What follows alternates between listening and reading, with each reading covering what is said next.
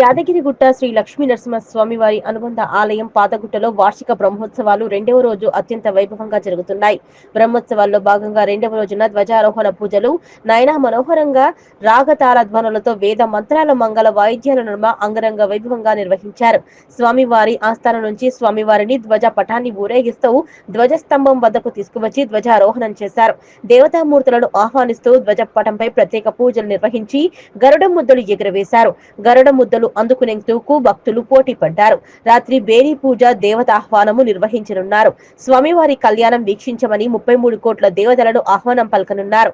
ఈ పూజల్లో ఆలయ అధికారులతో పాటు భక్తులు అధిక సంఖ్యలో పాల్గొన్నారు.